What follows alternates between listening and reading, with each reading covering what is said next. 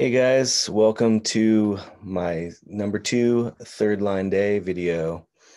And we are just about to head into a third line day here. We're in a transit field with the 60-second gate this week. And so a lot of details. Third line, we're going to have a lot of trial and error in the details.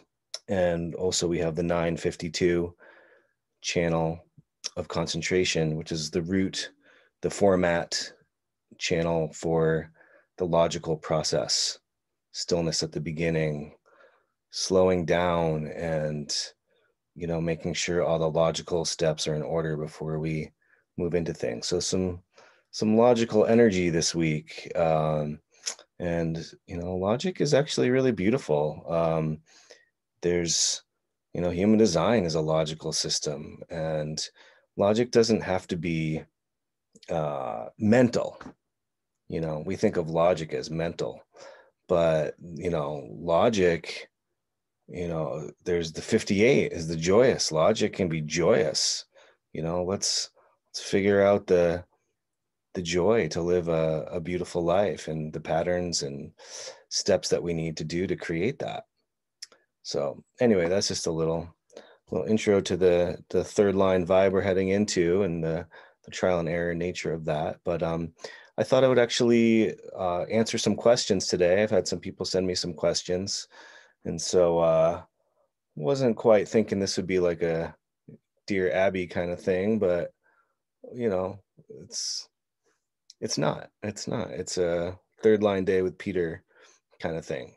So first question I have here is someone anonymously explaining that they're a third line being. I don't have their chart, so I can't go too deep into that, but third line being, but also with an open spleen, afraid to make mistakes, feeling not good enough, mainly in partnerships. He or she has had a lot of trial and error, or a lot of trials, but all ended up in error and feeling alone. So, dear Peter. Okay, well, first of all, congratulations for one, being aware of these things.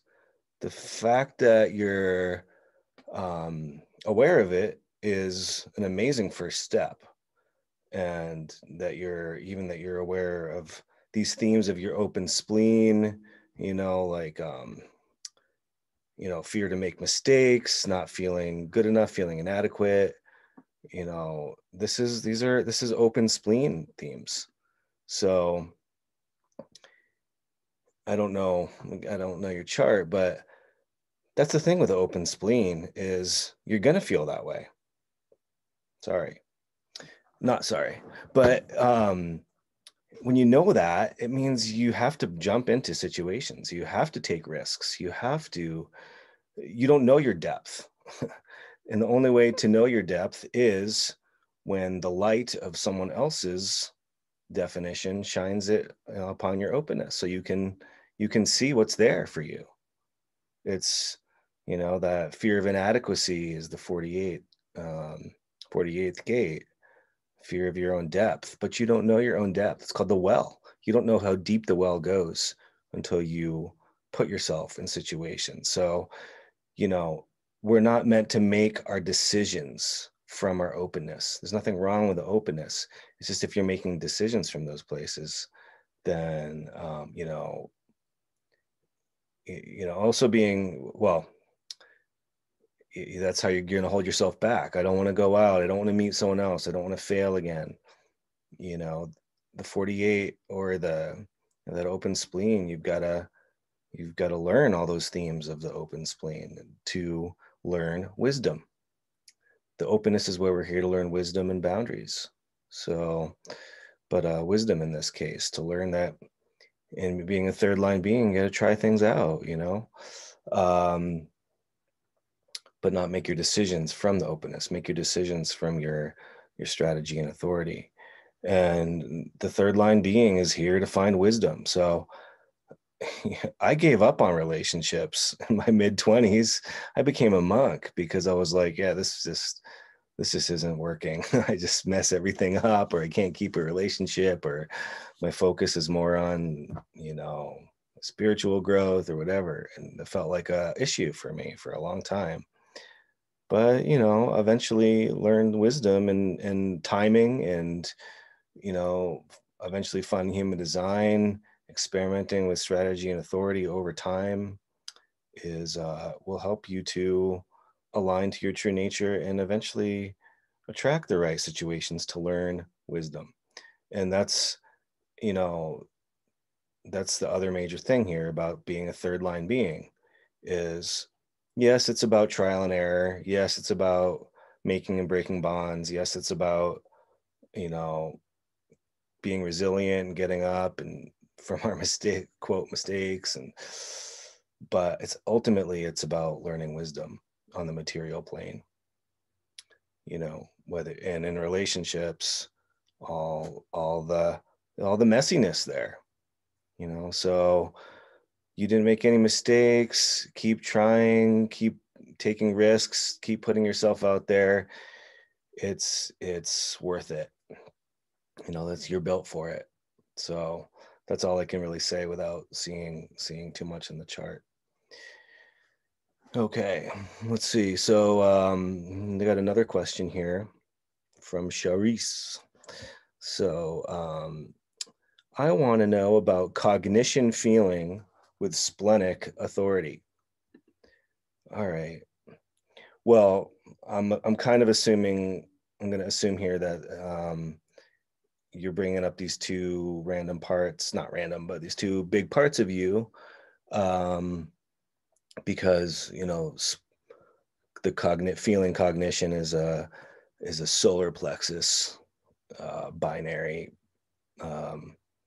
tonal quality there, while splenic authority is something different. So I think maybe you're making a dilemma there where there doesn't have to be. We all have dilemmas. We all have parts of us where one part of us says one thing and another part of us says another thing.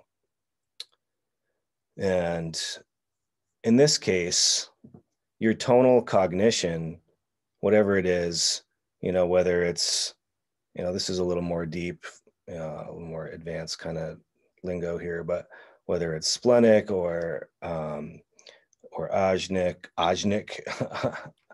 ajna, or solar plexus, don't get caught up on that. It's not,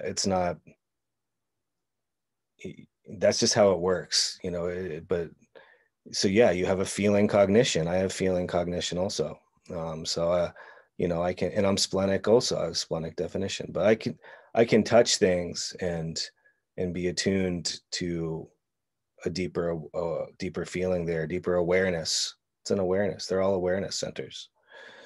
But again, really the point is for your decision making.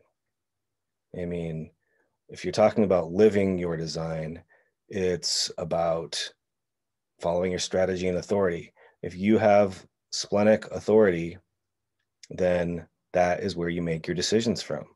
That is the final word. And so, you know, people who have, in general, kind of generally, people who have emotional, I'm assuming you're open emotional well, you have to be if you're saying that. So, you're not meant to make decisions you're not really built to make decisions over time. Your cognition is something totally different. So you're kind of mixing apples and oranges there. um, I have it's the same cognition, but I'm sacral authority. I tune into the deeper vibes of things around me all the time, but I make my decisions from my sacral authority. um, so yeah, that's that. And then let's see, one last question. How do you apply your human design environment in real life? Well, first of all, congratulations, or thank you for, you know, such a nice practical question, because that's what it's all about, applying it in real life. But we're talking about environment. So we're talking about nodal qualities here, whether it's on the personality or design or on the gate level or the substructure level. We're talking about the nodes. So the nodes are referring to the environment. I mean, how do you apply your environment? It's kind of a funny question in a way. If you think about it, you can't, all you can do is be aware, whichever level you're talking about. you know um I'm kind of guessing you're talking about the four transformations of the substructure level on the design nodes, which indicate your environment, um where your cognition works correctly, where your purpose, partly where your purpose is meant to be fulfilled. um my design, my environment is artificial shores, but it's not something I can apply. It's something I just recognize that things work for me in that place. And first of all, you got to start living by strategy and authority first. You've got to get that down. You've got to live that out for, I would say at least a few years before you start really diving into this and trying to figure out your environment and how that plays out. Because if you're not living correctly by strategy and authority, how are you making your decisions? Where are you making your decisions from? And what's that going to lead you to? And if you're throwing all these layers on top of it, then, you know, it's, yeah, it's, it's not going to, it gets a little messy that way. So, start with strategy and authority, and that is, and there's plenty of real ways to apply that. Then start with, learning your PHS, start with your, get your brain working correctly, and then go to your environment. This is what I would suggest in kind of a more traditional suggestion. So take that how you will. But yeah, I have artificial shores. I reckon this is kind of being in between uh, natural and synthetic environments. So I love doing, for instance, road trips. When I'm in the car out in nature and looking out at the horizon, I can just, yeah, I do some real deep processing of my, inside when I'm in that kind of environment. Or, the place I live, my home. I'm in the suburbs. I'm kind of in between, and I'm, kind of bordering a little green space here. Not that's fake, but so yeah, and it feels good. I feel good in my body. Things flow better that way. So your environment isn't, should I live in San Diego or you know Beijing? It has nothing to do with that. That's different.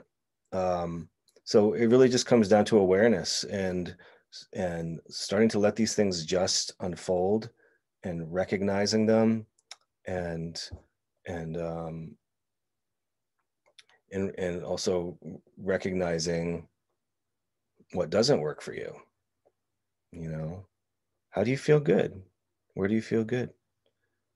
And some things don't make sense to me always. Some of this we can't understand with our mind. I mean, I always end up in the basement wherever I live. My office, you know, all the things I like to do. I always end up you'd think I'm caves. You'd think I'm a cave person. But, I don't know. Maybe it's in between. Maybe that's some kind of shores thing where I'm in between the ground and the sky. I don't know.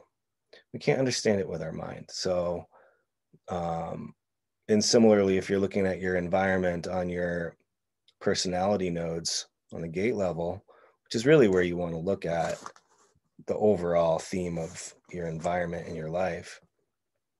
I mean, again, you just start to align to that. When you live according to strategy and authority, you just start to find yourself in the right places with the right people, because You also, following your strategy and authority, you also learn to say no. You learn to not make decisions from your open centers. You don't make decisions that create resistance, you know.